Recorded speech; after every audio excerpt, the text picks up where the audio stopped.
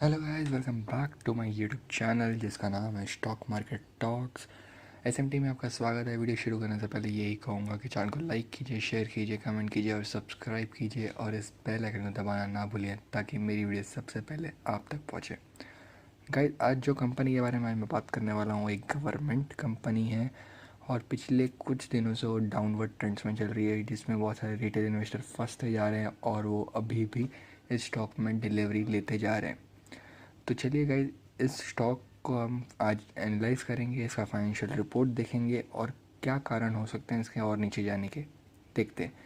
ये कंपनी है कोल India limited.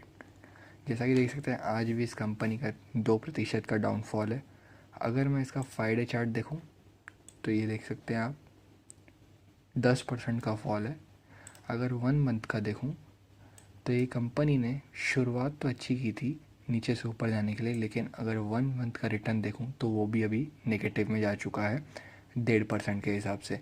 अगर आपने 1 महीना पहले पैसा लगाया होगा तो अभी आपके हाथ में कुछ नहीं होगा, आप अभी लॉस में होंगे। चलिए 6 महीने का चार्ट देखते हैं।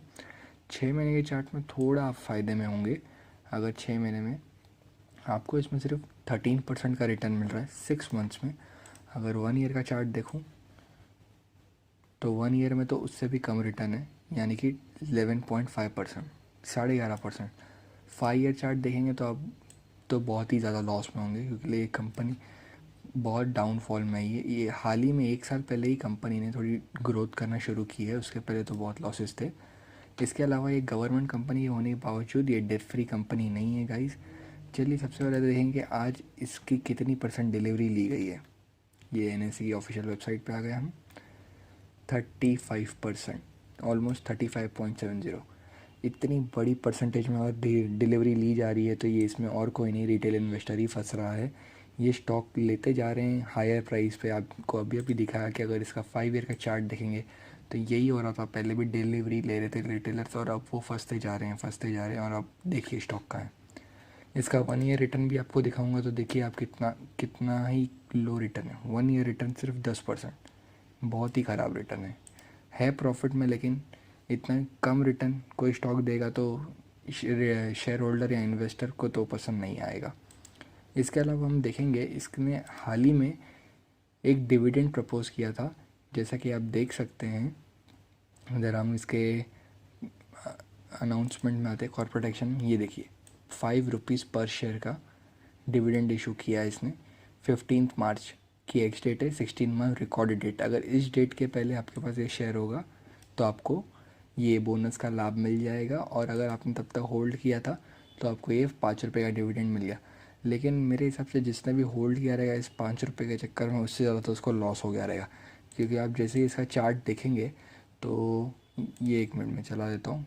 ये देखिए, अगर ये 15 के पहले ये 12 के आसपास पकड़ लेते हैं, 12 के आसपास ये 150 रुपये का चल रहा था। अगर आप तब भी लेते और इसको रख देते, 16 मार्च तक आपको होल्ड करना था ताकि अगर आपको डिविडेंड का लाभ लेना है। अगर 16 मार्च के बाद आप इसको बेचने जाते, यानी कि 17 मार्च तक, तो आप देख लीजिएगा अभी स्टॉक कहाँ पहुँच गया। अगर 5 रुपये लेने गए और कहाँ पहुँच गए आप, ऑलमोस्ट 15 रुपये नीचे। तो ये मैं हमेशा कहता हूँ इन्वेस्टर्स को, कभी भी डिविडेंड स्प्लिट बोनस के पीछे ना भागें, लॉन्ग टर्म इन्वेस्टमेंट करें और ऐसी कंपनी में करें जो ग्रोथ के लायक हो और उसके बढ़ने के चांसेस ज़्यादा हो। इसके अलावा हम ये देख लेते हैं इनका ऑफिशियल नोटिस जो उनका इशू हुआ था कोल इंडिया का। ये देखिए 5 रुपीज़ पर शेयर डिविडेंड का। इसके अलावा हम चलते हैं इनके फाइनेंशियल रिपोर्ट पे। तो ये आए उनके पिछले क्वार्टर के रिज़ल्ट जो इन्होंने मार्च के आसपास डिक्लेयर किए थे, सॉरी फरवरी के आसपास, फरवरी एंड मार्च फर्स्ट वीक के आसपास आए थे।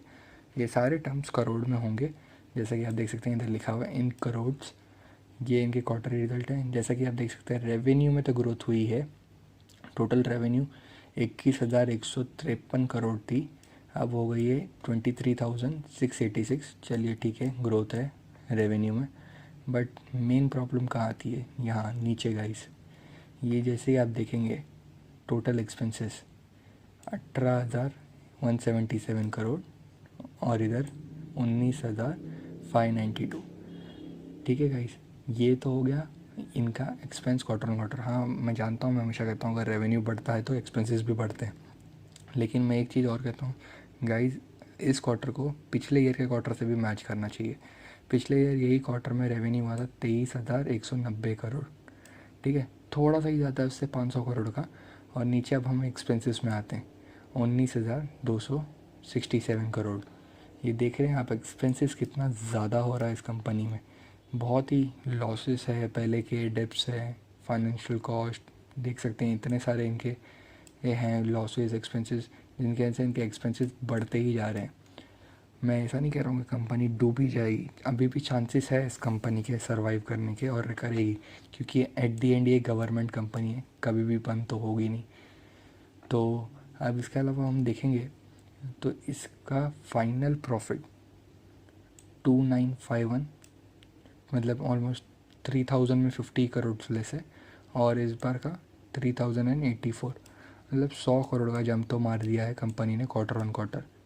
अब देखेंगे हम इसका ईयर ऑन ईयर रिटर्न कितना फ़र्क है। ईयर ऑन ईयर में 50 करोड़ का फ़र्क है, ज़्यादा फ़र्क नहीं है।